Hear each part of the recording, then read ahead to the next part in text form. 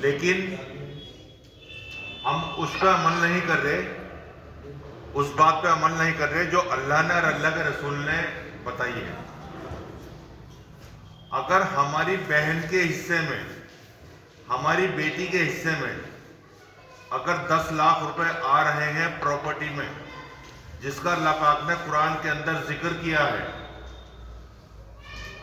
وہ اسے ادا کر دیں گے یا اس سے پوچھ کر کے اس کی شادی میں وہ 10 لاکھ روپے لگا دیں گے، تو ہمارے سر سے وہ قرض اتر جائے گا، قبر میں ہماری پکڑ نہیں ہوگی، حشر کے میدان میں ہماری پکڑ نہیں ہوگی۔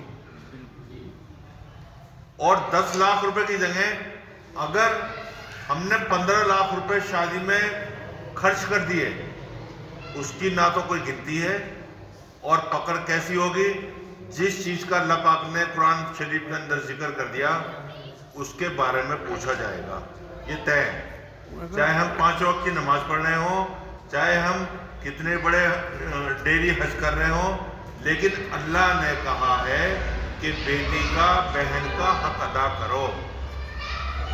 اس پہ ہمیں سب کو غور و فکر کرنی ہے کہ ہم اپنی بیٹیوں کا حق ادا کریں، جو اللہ پاک نے قرآن شریف کے اندر 33% بیٹیوں کا حصہ لگایا ہے۔ نہ تو وہاں جج کام کرے گا، نہ کوئی ایڈوکیٹ کام کرے گا، کیونکہ اللہ پاک نے سارے فیصلے اتار دیے ہیں قرآن شریف کے اندر، سب کچھ بٹوارا کر کے بھیج دیا ہے قرآن کے اندر۔ تو ہم اس پہ عمل کیوں نہیں کرتے؟ جب عمل نہیں کریں گے تو بگاڑ پیدا ہوگا ہی ہوگا۔ ہم شادی میں نہ لگائیں، بیٹی کے نام کوئی پلاٹ کر دیں، اس کے نام کی کوئی ایف ڈی کر دیں اس پیسے کی جو اس کے حصے میں آ رہے ہیں، اور باقاعدہ میں تو یہ کہتا ہوں کہ جب آدمی شادی کا پروگرام بنائے، نکاح کا پروگرام بنائے، تو ایک مائک میں اناؤنس کرے کہ بھائی میری بیٹی کے حصے میں یہ 10 لاکھ روپے حصے میں آ رہے تھے، میں آج اپنی بیٹی کو یہ چیک کے روپ میں اپنی بیٹی کا حصہ دے رہا ہوں اپنی پراپرٹی میں سے۔ تو اس سے دیکھنا کتنا سدھار ہوگا، بہت زیادہ سدھار ہوگا۔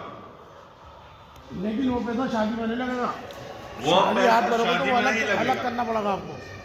صرف اور صرف ہمیں پبلک کے سامنے، برادر کے سامنے یہ کہنا ہے کہ یہ ہماری پراپرٹی میں سے 10 لاکھ روپے یا 5 لاکھ روپے یا 1 لاکھ روپے یہ ہماری بیٹی کا حصہ بن رہا تھا، آج ہم برادر کے سامنے یہ اس کا ادا کر رہے ہیں۔ تو 10 لوگوں کو عقل آئے گی، انشاءاللہ 10 لوگ اس پر عمل کرنے والے بنیں گے۔ اور اچھا ایک چیز اور یاد آئی مجھے ابھی کہ ہم یہ کہتے ہیں لڑکے والے کہ بھائی ہمیں کچھ نہیں چاہیے دہیج میں، اپنی بیٹی کو دو گے جو دینا، اپنی بیٹی کو دو گے جو بھی کچھ دو گے، نہیں وعدے میں۔ لیکن سنیے ایک بات، دہیج میں چاہے ایک آئٹم کم کر دینا، لیکن براتیوں کا استقبال اچھے سے کر دینا بھائی صاحب۔ یہ اور لکڑی مطلب دہیج کے لیے ختم بھی کر دیا اور ڈیمانڈ بھی کر دی۔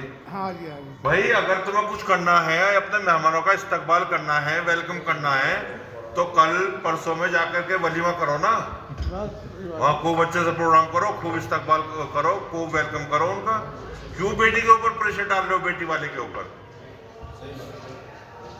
ان چیزوں پر اگر ہم عمل کریں گے تو انشاءاللہ کامیابی ملے گی، انشاءاللہ 100% طے ہے، کیونکہ اللہ کا فیصلہ ہے۔ شکریہ۔